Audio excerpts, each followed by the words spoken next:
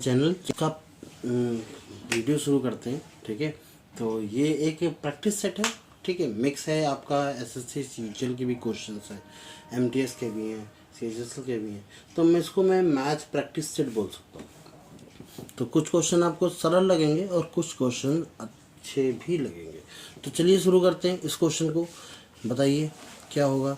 ठीक है, और मैं आपसे एक चीज़ कहूँगा सिंपल सी, कि जो भी क्वेश्चन आपको दिखे सबसे पहले पेन कॉपी से आप खुद से लगाइए, उसके बाद ही आप देखिए। ठीक है, तो ये कह रहा है कि एक मजदूर ने 7.5 घंटे काम करके 720 रुपये कमाए। उसके प्रति घंटा मजदूरी ज्ञात कीजिए। प्रति घंटा मजदूरी कितनी होगी? 720 बटे कितना? 7.5। पॉइंट हटाएंगे तो 10।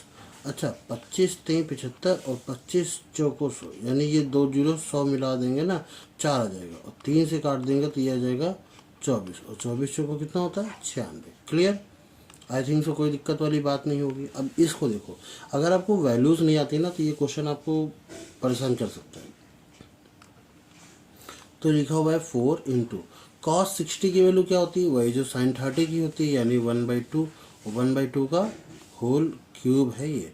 ठीक, इंटू कॉसेक 30। कॉसेक 30 कितना होता है? साइन 30 की वैल्यू 1/2, कॉसेक 30 की वैल्यू 2, और इसका भी क्या हो जाएगा? स्क्वायर हो जाएगा। प्लस कॉट 45, इसकी value 1।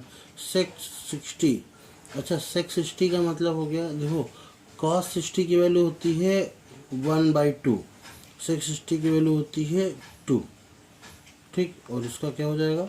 Whole square. Plus 3 cot 60, cot 60 की वैल्यू 1/√3, यानी 1/√3 का भी होल स्क्वायर। अब आपको कौन से लाइन लिखनी है? आपको ये लाइन नहीं लिखनी, ये तो मैंने समझाने के लिए बताई। आपको लिखनी है ये वाली लाइन। 2 2 जा 4, 2 जा 8, नीचे 8 आ जाएगा, इंटू में 2 2 जा 4 आ जाएगा, प्लस 1 माइनस 4, और प्लस का ये कितना आ जाएगा? 3, और इंटू में 1/3, यही लाइन लिखनी है। 3 से 3 कैंसिल हो जाएगा, और 4 2 जा, और ये 2 से 2 कैंसिल, सॉरी 2 2 जा 4, तो 2 + 1 3, प्लस 1 4, और 4 माइनस 4 करेंगे तो आंसर आएगा हमारा 0। क्लियर? अगला देखते हैं। कह रहा है कि नीचे दिए गए चित्र में ओ वृत्त का केंद्र है। तो मैं एक वृत्त बना लेता हूँ, सर्किल बना लेता हूँ। इसका केंद्र ये ओ है, ये मान लीजिए ये क्या है? ओ है, और ओ बी ए। ठीक है, ओ बी ए। तो मैं एक काम करता हूँ, यहाँ से एक लाइन खींच लेता हूँ ना। क्लियर? एक लाइन खींच लेते हैं, इसका नाम हम ए और इसका नाम बी रखते हैं। तो ओ बी ए, इसकी वैल्यू कितनी हो गई? 24। ओ सी ए, ओ सी कहीं और मानना पड़ेगा हमको, ये मान लेते हैं सी। ठीक है, और इसके साथ ऐसे जोड़ देंगे तो ये ओ सी है, इसकी वैल्यू कितनी है? 18 है। तो कह रहा है कि बी ए सी, यानी बी ए सी, इसकी वैल्यू क्या होगी? अच्छा एक चीज़ बताना, चलो मैं इसको एक थोड़ा सा ना फिर से बनाता हूँ, मुझे नहीं पता था कि इस तरीके का सवाल है, तो चलो एक बार फिर से बनाते हैं इसको। तो ये हो जाएगा, ताकि आपको क्लियरली समझ में आ जाए बस, और कोई वजह नहीं थी। ठीक, ओ है, ये बी है, ये सी है, ये ए है। तो हमसे ये कह रहा है कि ओ बी ए, इसकी वैल्यू कितनी है? 24। ओ सी ए, इसकी वैल्यू कितनी है? 18। और हमसे कह रहा है क्वेश्चन में बी ए सी की वैल्यू क्या होगी? बी ए सी, चलो करते हैं। तो देखो एक चीज़ बता दूं कि यहाँ से अगर मैं एक लाइन ऐसे ड्रॉ कर दूं, तो क्योंकि ये दोनों आपस में क्या हो जाएंगी? रेडियस, तो आइसोस्केल ट्राइंगल हो जाएगा। तो ये 24 है, तो ये भी कितना हो जाएगा? 24। और इसी तरीके से ये दोनों भी आपस में इक्वल है, तो अगर ये 18 है तो ये भी कितना हो जाएगा? 18। तो टोटल एंगल कितना हो जाएगा? 24 और 18, प्लस कर दीजिए, ये 2 आ जाएगा और ये 4 आ जाएगा, तो 42 इसका सही आंसर होगा। ठीक है, चलिए अगला देखते हैं। कह रहा A B and C D वृत्त की 2 बराबर जीवाएँ हैं। जीवाएँ मतलब कॉर्ड्स हैं। ठीक है, तो एक सर्किल बना लेते हैं। और A B and C D दो बराबर जीवाएँ हैं यानी कॉर्ड्स है। ए बी वृत्त के केंद्र पर इतना डिग्री कोण बनाती है, सी डी वृत्त के कोण बनाए। अरे एक चीज बताना, अगर ये बराबर जीवा है यानी बराबर कॉर्ड्स हैं, तो बराबर कॉर्ड्स के लिए एंगल भी कैसे होंगे, बराबर होंगे। बताने की ज़रूरत ही नहीं है। क्लियर। अगर मैंने यहाँ एक लाइन ऐसे खींच दी ए बी, तो सेंटर से इसका बीच का एंगल जो है, समझाने के लिए बता रहा हूँ बस, ठीक है, वो कितना है 48 है। और कोई दूसरी लाइन हमने सी डी खींच दी, अरे ज़्यादा ही बड़ी हो गई, सी डी खींच दी, ये सी है ये डी है, तो ये एंगल भी कैसा है, देखो ये अगर इक्वल है तो इनके बीच का एंगल भी इक्वल ही रहेगा, ये भी कितना रहेगा 48। ठीक है। अगला x प्लस 1/x की वैल्यू 5 है, क्यूब की वैल्यू निकालो। तो ठीक है, x प्लस 1/x की वैल्यू 5 है, तो क्यूब निकालना है तो क्यूब कर दीजिए दोनों साइड, क्या ही दिक्कत है। तो a cube plus b cube plus 3a और b ब्रैकेट में a प्लस b, और 5 का क्यूब कितना होता है 125। अब देखो x से x कट जाएगा और इसकी वैल्यू कितनी है 5, तो 5, तो इसलिए आपसे बोला जाता है कि जो भी अगर जैसे मान लो x प्लस 1/x की वैल्यू 5 है, तो अगर क्यूब निकालना है x cube plus 1/x cube, तो 5 का क्यूब कर दीजिए और -3 × 5 कर दीजिए। यही डायरेक्ट सिखाया जाता है, ये शॉर्ट ट्रिक होती है। शॉर्ट ट्रिक तो तभी आएंगे ना आपको जब आपको पता होगा कि हाँ कैसे हुआ। तो 5 3 जा 15, 15 माइनस कर दीजिए तो कितना आ जाएगा 110। अगर ये चीज़ डायरेक्टली कर सकते हो तो बिल्कुल करो। तो ट्रायंगल आपको देखा है त्रिभुज MPN में एंगल P, एक कोई ट्रायंगल बना लो MPN, एंगल P और एंगल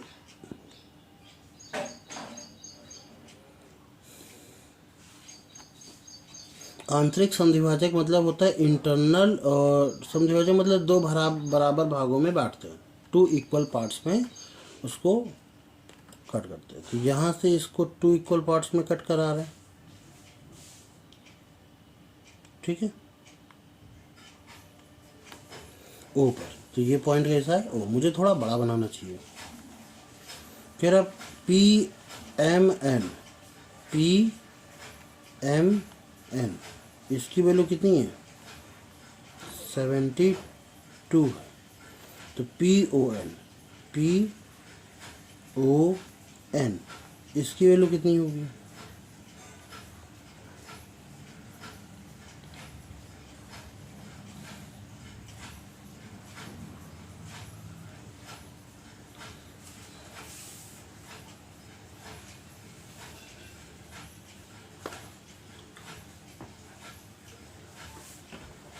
देखो एक चीज़ है, थोड़ा सा ना इसको ऐसे समझो, मैं थोड़ा इसको बड़ा बना लूँ ताकि मैं समझा सकूँ आपको, ना थोड़ा बड़ा बनाते हैं।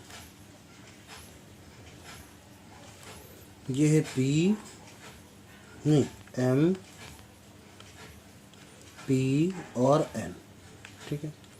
ये पॉइंट O है, इसको ऐसे कट करा लो, इसको ऐसे कट करा लो, और ये वैल्यू आपको दे रखी है 72। अब बहुत ध्यान से समझना, अगर ये मैं वैल्यू x रख लूँ और ये मैं वैल्यू y रख लूँ, तो हमें पता है कि x प्लस वाई प्लस 72 इसकी वैल्यू 180 की इक्वल होगी। Total angle of triangle is equal to 180 degree.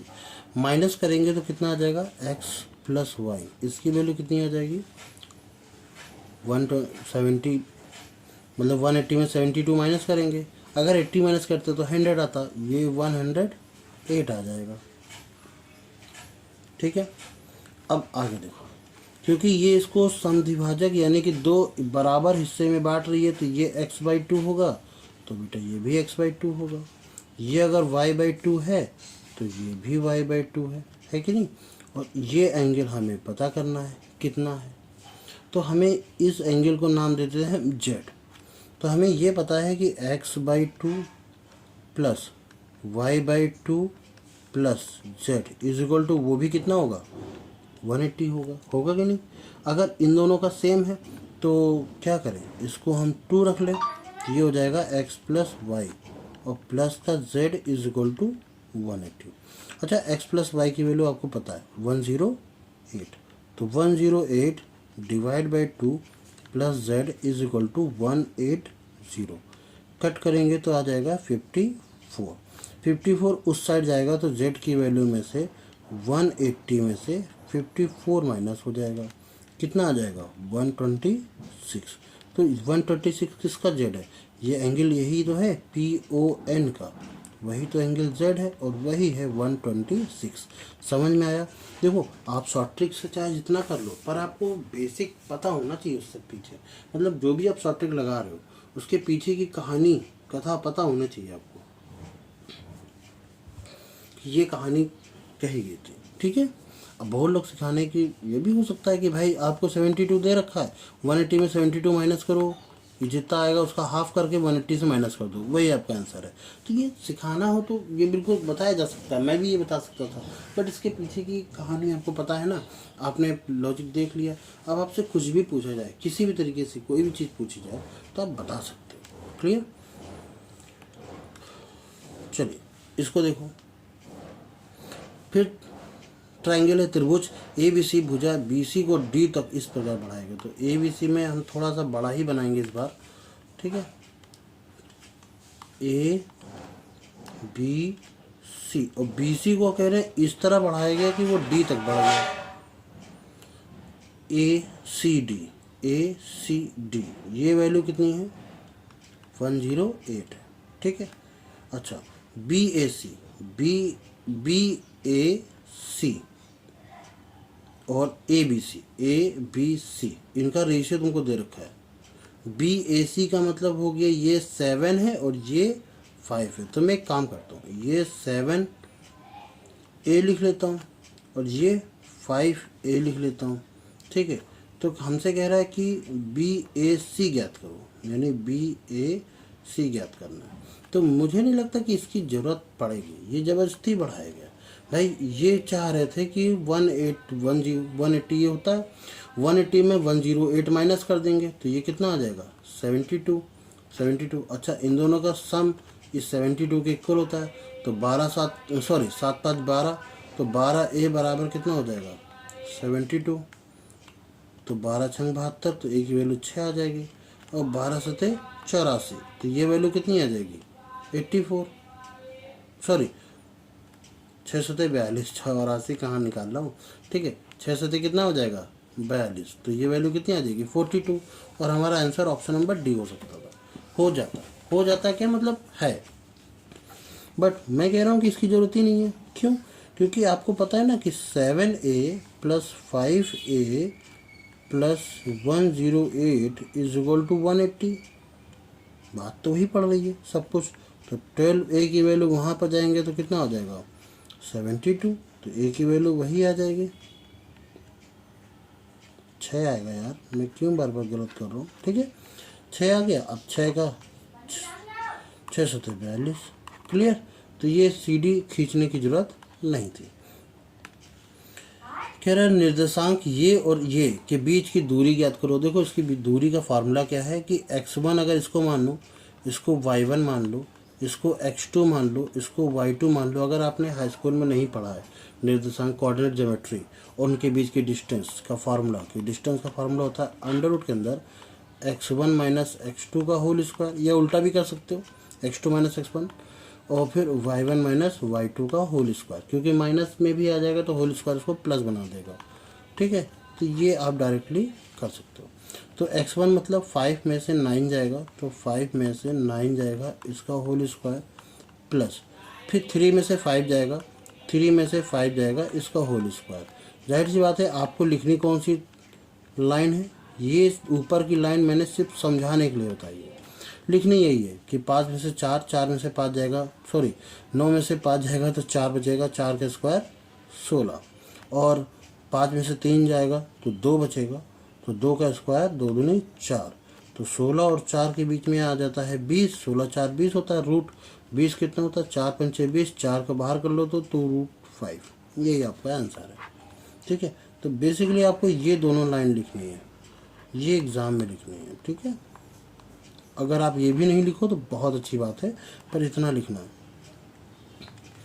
चलिए इसको देखते हैं, क्या कह रहा है कि इसको सिंप्लीफाइड करो। ठीक है, तो इसमें क्यूब का फार्मूला है ए क्यूब माइनस बी क्यूब का फार्मूला क्या होता है, ये होता है ए माइनस बी फिर A square B square plus A B upon यार उसके नीचे लगना चाहिए, कहाँ लगा दिया मैंने ये। ठीक, यही लिखा हुआ है, तो ए माइनस बी, तो बेसिकली ये से ये कट जाएगा। तो मैं बताना चाहता हूँ कि साइन ए कॉस ए से sign A cos A cut जाएगा, क्या बचेगा साइन स्क्वायर ए प्लस कॉस स्क्वायर ए और प्लस का साइन ए और कॉस ए, इसकी वैल्यू क्या होती है 1, तो 1 प्लस साइन ए कॉस है, ऑप्शन नंबर बी सही है। क्लियर। ठीक, इसको मैंने ए मान लिया, इसको मैंने बी मान लिया, यहाँ फार्मूला भी लिख दिया और इसी के अकॉर्डिंग हमने सोल्यूशन भी कर दिया। ज़्यादा बड़ा सोल्यूशन नहीं करना है। कह रहा है 96 मिश्रण में दूध और पानी का अनुपात जो है वो इतना है। ठीक है, 96 लीटर मिश्रण में मिल्क और वाटर का जो रेशियो है वो कितना है 3A और 5A है, तो 5 3 मिला करके 8A हो जाएगा, जो कि 96, 12 8 96 होता है, तो A की वैल्यू 12, 12 3 36 और 12 पंचे 60। 36 लीटर दूध था, 60 लीटर पानी था। ये कह रहा है कि दूध की वह मात्रा ज्ञात कीजिए जिससे दूध और पानी का अनुपात इतना हो जाए। भाई हम 36 में कुछ भी मिला रहे हैं, दूध हमें नहीं पता, ए नहीं रखो बी रख दो, ठीक है, पर पानी तो वही है, तो इसका रेशियो कितना हो रहा है 2 और 3 हो रहा है। 2 से कट करेंगे तो 20, 20 दूना 40, तो बी की वैल्यू कितनी आ जाएगी 40 में से 36 माइनस कर दो, तो बी की वैल्यू आ जाएगी 4 लीटर। क्लियर। अब बहुत सारे लोग ये भी कहेंगे इसका दूसरा तरीका बिल्कुल है, तो कह रहा है कि दूध में दूध की मात्रा ज्ञात करनी है हमें। अरे दूध में दूध डाला है ना, इस मिश्रण में दूध डाला है, पानी डाला नहीं है, तो पानी का जो भी रेशियो रहेगा पहले के इतना अभी ही रहेगा, तो पानी का रेशियो चाहे बराबर कर लो, दोनों सही करो, कोई दिक्कत नहीं है, आप बस जल्दी कर सको। ठीक है, चलिए 1 सेकंड हमें टाइम देना, आप लोग जब तक ये सवाल लगाओ, मैं 1 सेकंड के लिए टाइम देता हूँ।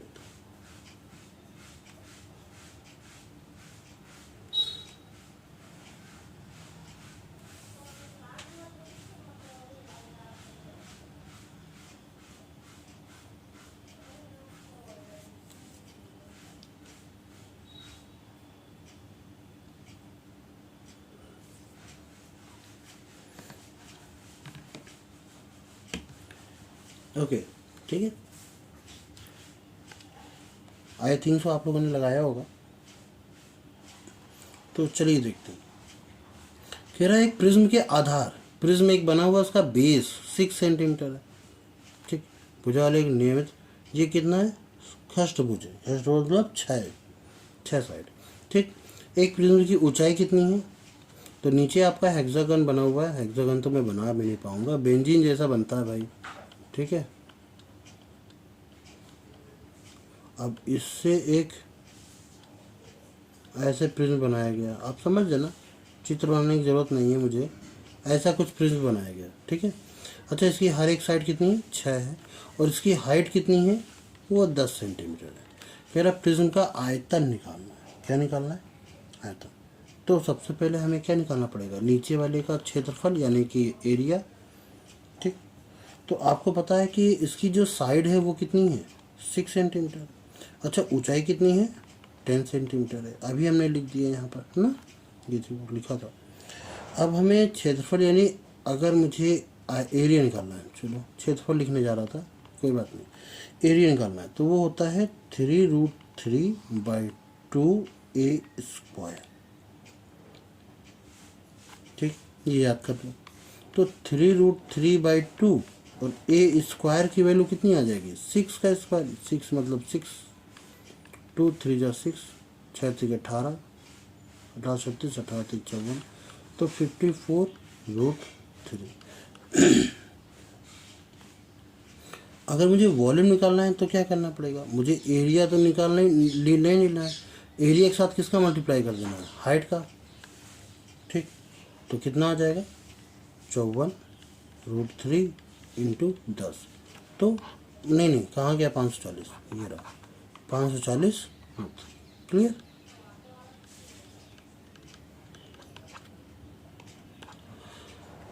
अगला करते हैं कि 36 कर्मचारियों का औसत वेतन कितना है, 2400 रुपये। भाई 36 कर्मचारियों का औसत वेतन है 2400 रुपये। एक पर्यवेक्षक का वेतन भी शामिल कर लिया जाए तो अब तो वो 36 की जगह 37 हो जाता है। ठीक, उसका वेतन भी शामिल कर लिया जाए तब कितना हो जाता है, तो कह रहा औसत में 2000 की वृद्धि हो जाती है तो 26,000 हो जाता है औसत में। अब पर लोग कितने हैं, 36 नहीं है 37 है। बस यहाँ से एक्स की वैल्यू निकाल लीजिए।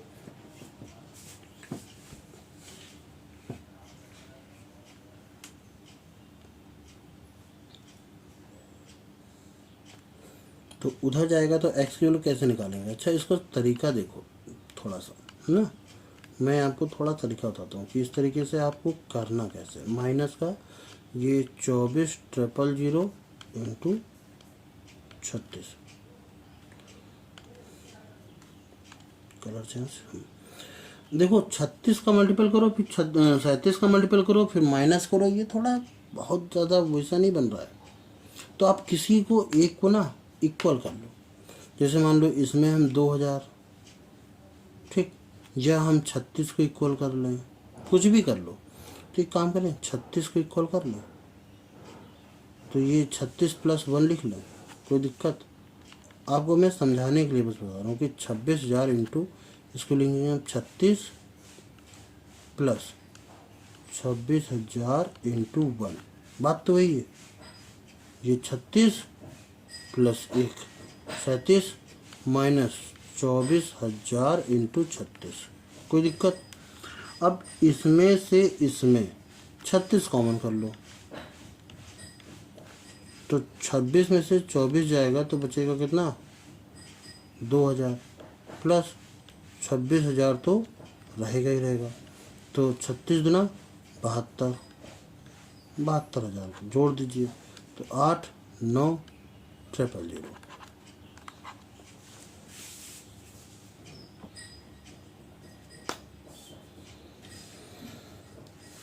ठीक है, अगला करें। एक्स एक कार्य को 51 दिन में पूरा कर सकता है, एक्स और वाई उसी कार्य को 34 दिन में पूरा कर सकते हैं यदि वाई अकेला काम पूरा करने वाला समय ज्ञात करिए। तो एक्स कर सकता है 51 डेज में, जबकि एक्स और वाई दोनों मिल जाते हैं तो 34 डेज में। अगर एलसीएम लेंगे तो 17 × 51, 17 दूनी 34, तो 17 × 2 × 3, ये तीनों आ जाएंगे एलसीएम में। अगर इसकी बात करें तो 17 × 51 इसकी एफिशिएंसी 2 आ जाएगी और 17 दूनी 34 इसकी एफिशिएंसी 3 आ जाएगी। अगर x अकेला 2 के हिसाब से काम कर रहा है तो y 1 के हिसाब से कर रहा होगा, तभी एफिशिएंसी 3 आ रही है। ठीक है, क्लियर। तो इस पूरे काम को यानी 17 × 2 × 3 y करेगा 1 की एफिशिएंसी से, तो इतने ही दिन लगेंगे। अब ये कितना हो गया 17 दूनी 34, 34 का 3 गुना करेंगे तो 4 × 3 12, 3 × 3 9, 1 10, तो आपका आ जाएगा 102 दिन। ठीक है, अगला करें।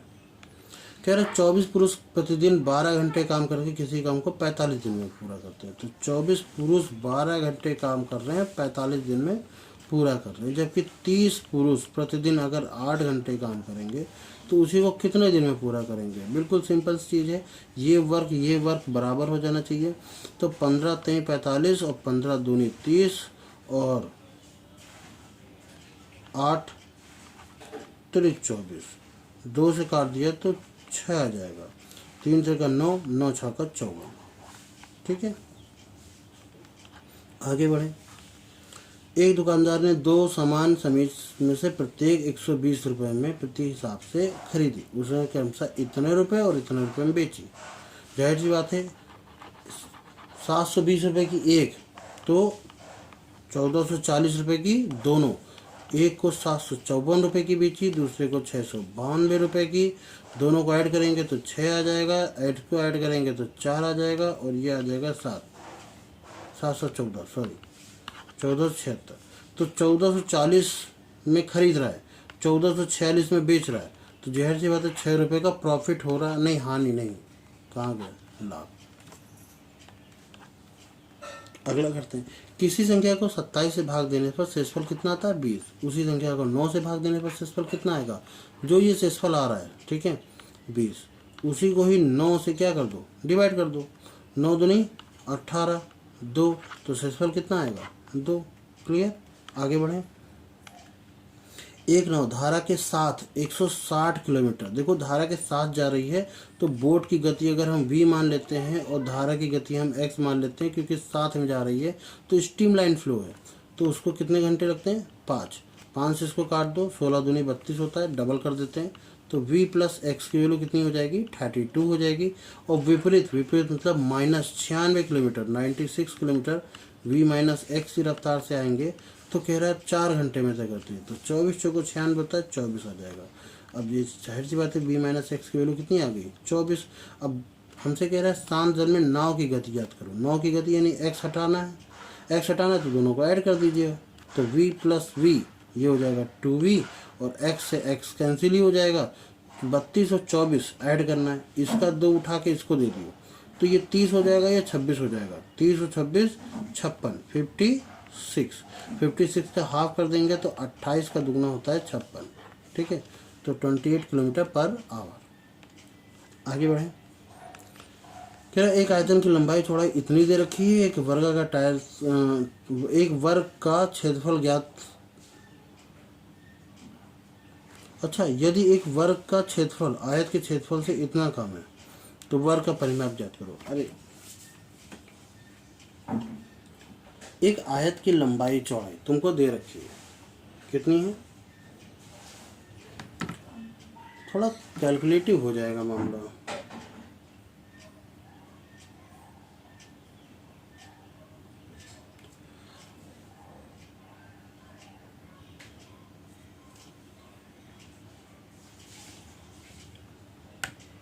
चलो कोई बात नहीं, देखते हैं। एक आयत की लंबाई चौड़ाई इतनी दे रखी है, एक वर्ग का क्षेत्रफल, तो एरिया कितना हो जाएगा, ये लेंथ है ये विड्थ है, तो 31.6 इंटू 27.2, ठीक। और ये कह रहा है कि इसका एरिया इससे क्या, एक वर्ग का एरिया एक आयत के एरिया से इतना कम है, माइनस करेंगे 75.52 को, तब जा कर के ये किसके बराबर आ जाएगा, एक वर्ग के क्षेत्रफल के बराबर आ जाएगा, ठीक है। तो इसका मल्टीपल करना पड़ेगा, कितना आएगा, ठीक ठाक कैलकुलेशन है। देखो 6 दूनी 12, तो ये समझ में आ रहा है कि 2 तो हटेगा, ठीक है। तो एक काम करते हैं, मल्टीपल करें, मेरा मन नहीं हो रहा अंदर से, पता नहीं क्यों अंदर से ऐसा लग रहा है कि यार मल्टीपल ना ही करें। ट्राई करोगे आप सब लोग, चलिए एक काम करता हूँ, ये आपका कैलकुलेटिव है, मतलब कैलकुलेशन आपको करना ही पड़ेगा, है ना। तो इनका मल्टीपल करेंगे तो ये आ जाएगा आपके पास 5 नहीं 4859.52 माइनस 75.52, माइनस करेंगे जब तो ए की वैल्यू कितनी आ जाएगी,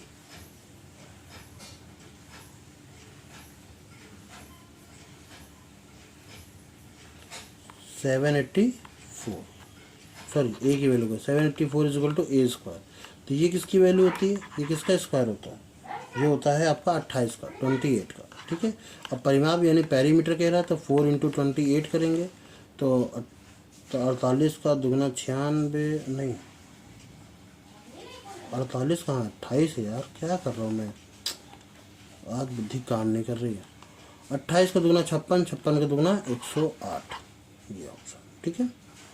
करना कैलकुलेशन है भाई, इसमें दो संख्याओं का अनुपात इतना दे रखा है, दोनों संख्याओं का अंतर आपको दे रखा है। अच्छा, इनके बीच का अंतर कितना है 7, तो 7a की वैल्यू है 72, 72 के 42, सच में मेरा दिमाग काम नहीं कर रहा, 6 7 42, 6 आ गया। फिर अब बड़ी संख्या ज्ञात करो, तो 15 6 का 90। ठीक है, ये आयाम वाले एक धात्विक घनाभ को पिघला करके, यानी कि इसको पिघलाया जाता है और 12 सेंटीमीटर छोटे घन बनाए जाते हैं। घनों की संख्या ज्ञात करो। देखो, volume of big cuboid is equal to n into volume of small cube. ठीक है, तो बड़े क्यूबॉइड यानी घनाभ का आयतन कितना होगा, 72 इंटू 60 इंटू 30 बराबर n into volume of small cube, वो कितना होगा 12 इंटू 12 इंटू 12, 12 पंचे 60, 12 छंग 72, 6 दूनी 12, 2 से काट दिया 15, 15 पचे 75, ऑप्शन नंबर। ठीक,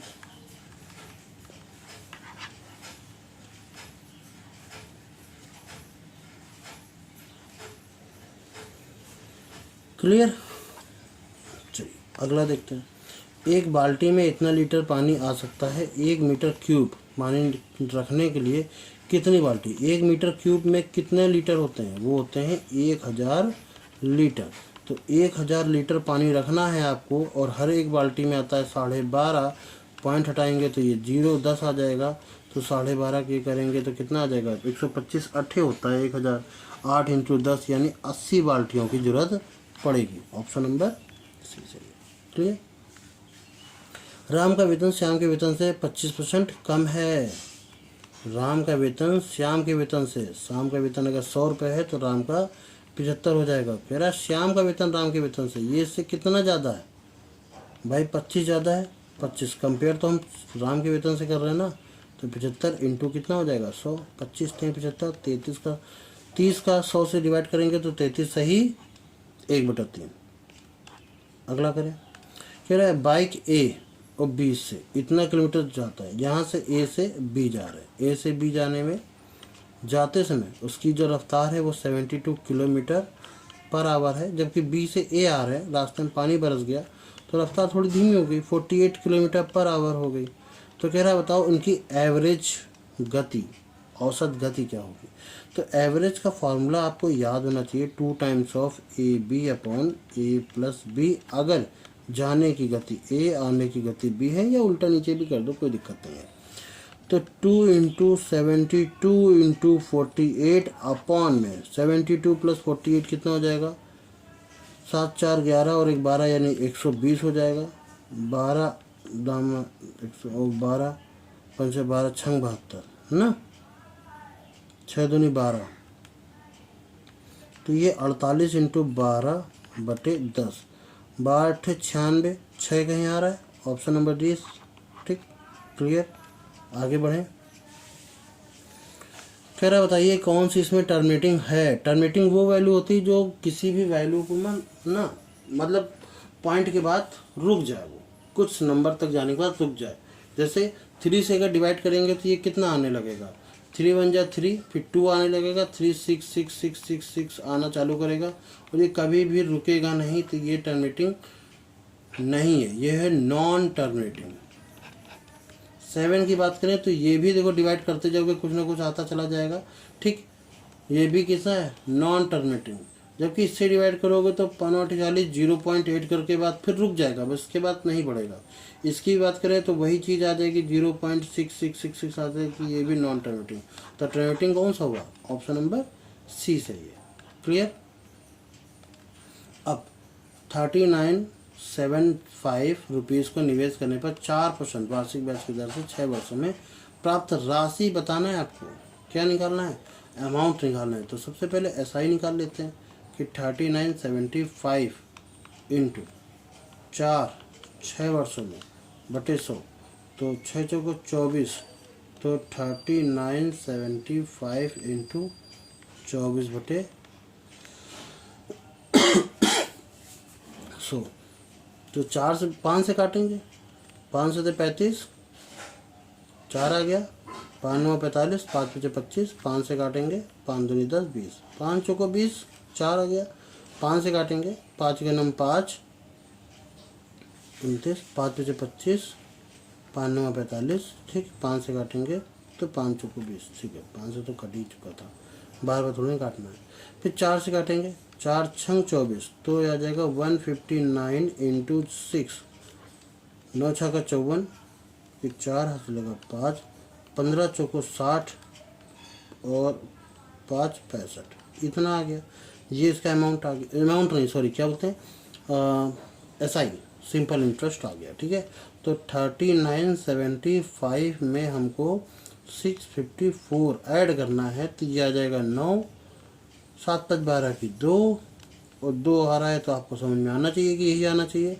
पर कोई बात नहीं, 1 6 और ये 4।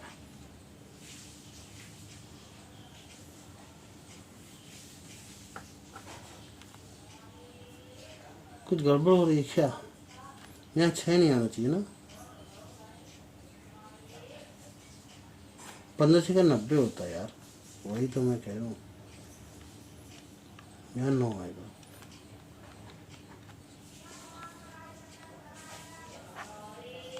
ओके, तो यहीं तक थे हमारे क्वेश्चंस, इसके बाद कोई क्वेश्चन नहीं है। Thank you very much. अगर यहाँ तक देखा है तो बहुत अच्छी बात है, और आई होप सो आप लोगों ने कुछ तो सीखा ही होगा। और अगर अच्छा लगा है तो लाइक सब्सक्राइब कीजिएगा चैनल को, लाइक कीजिएगा वीडियो को और शेयर कीजिएगा अपने दोस्तों में। मिलते हैं नेक्स्ट वीडियो में। जय हिंद।